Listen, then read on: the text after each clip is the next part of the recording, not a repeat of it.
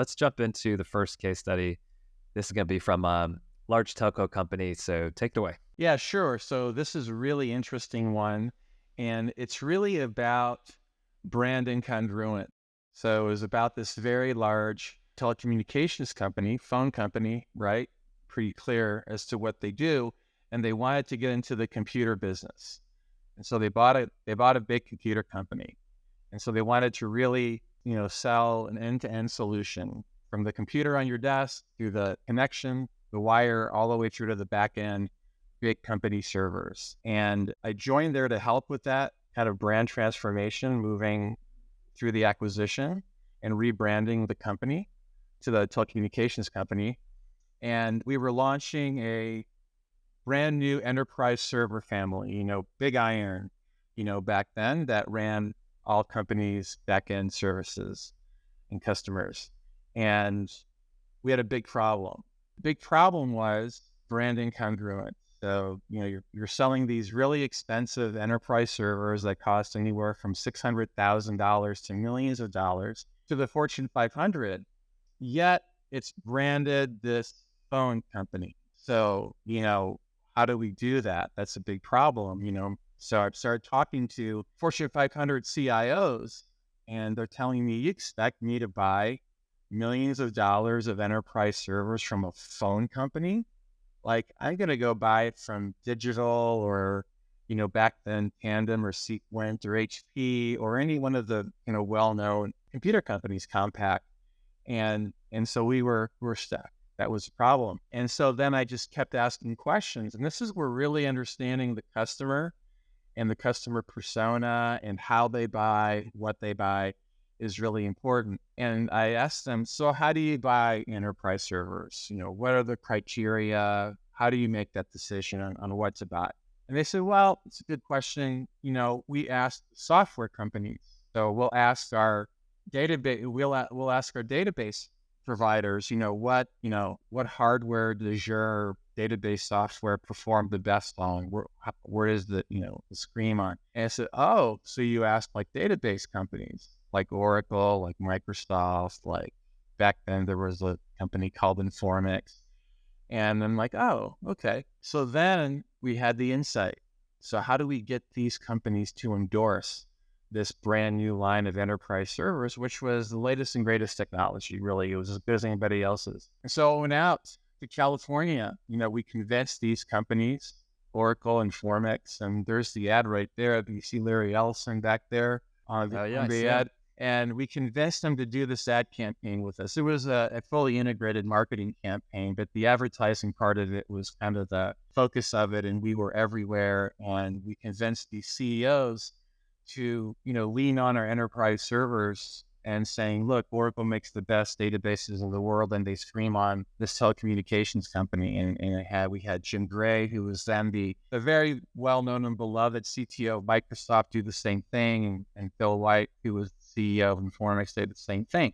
And this campaign ran everywhere. We did direct marketing as well, where we had, like, back then, these like little voice recorders were really popular. So we had Larry Ellison's voice in the three-dimensional kind of box mailing going out to 500 CIOs with Larry telling the CIO that Oracle is the greatest and, AT&T and Oracle are better together. And it was a very successful campaign. It won all kinds of awards, and we sold $1.6 billion of enterprise servers because of it. There was also partner marketing involved and, going to market with those database companies. So it was a sales campaign with marketing integrated into it. And it was the last time Larry ever did a campaign with a partner, because the other hardware companies were so upset that he would do a campaign with us versus the other guys. So it was his one and only Yeah. campaign. So it was really good. So really interesting. I mean, good problem in how you identified it. I like that you spoke to a lot of the CIOs to figure out kind of the key insight. I mean, it's ultimately like an influencer that you needed to win over, and you did. So what was the outcome of this? How did perception change? How long did it take for that to happen? Well, the campaign, we ran the campaign, for over a year. And I think The impact was almost instant, really, because, while the marketing was running, it was generating a lot of leads. The direct marketing campaign was a big hit. Our sales leaders followed up with all of those CIOs, and our conversion rate was like, almost 50% in terms of getting meetings with those CIOs. And we brought in our Oracle, or whoever, our Microsoft or Informix counterparts into these meetings. It didn't take very long for the campaign to be successful, because there was just nothing else like it out there, in the market. And to have almost celebrity personalities from Silicon Valley, kind of endorsing it, and being a part of it was a big deal. There was also some great PR that came out of it as well. So, like I said, we generated 1.6 billion in revenue over the course of the year, launching a brand new kind of enterprise server family that was really branded incorrectly. Like, I guess in hindsight, the company should have left the acquiring company alone, and just like, companies buy other companies, and sometimes they just leave the company alone in terms of the brand, because if the brand is strong on its own, it's a good idea not to mess with it. Yeah, I agree. That's probably the number one flaw I see in the acquisitive company, is just the assumption that, well, now we own you, so we're gonna take that over, and people will feel the same way. And many times it does not. Give us the inside track on locking in Larry Ellison to do something like that. Like, I'm interested in the mechanics of, like, are you going through agents? Is it a personal relationship? How do you get to Larry to ask him to do this? So it was definitely a CEO to CEO type ask. We had the CEO of the company that I worked for go to actually the CMO of Oracle at the time, for example, and that meeting was brokered by other senior leaders in my company and Oracle that were working together, kind of on the alliances side of the equation.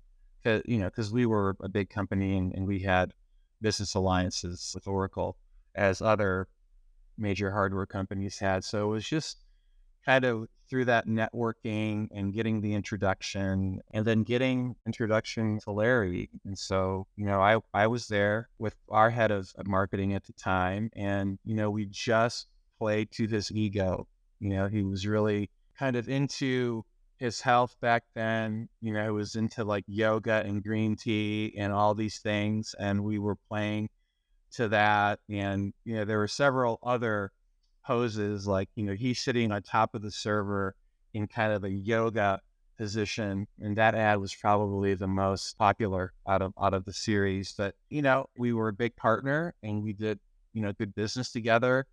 And, back then he wanted to be in ads. So it was just one of those things, just got lucky. And then we said, well, Phil White from Informix is going to be on. He's doing it. And then Jim Gray, he's doing it too. So, and they weren't doing it yet, but, we were saying, then Larry's doing it. So you better, so it was one of those things, and they all ended up doing it. I couldn't get Bill Gates, but we got Jim Gray.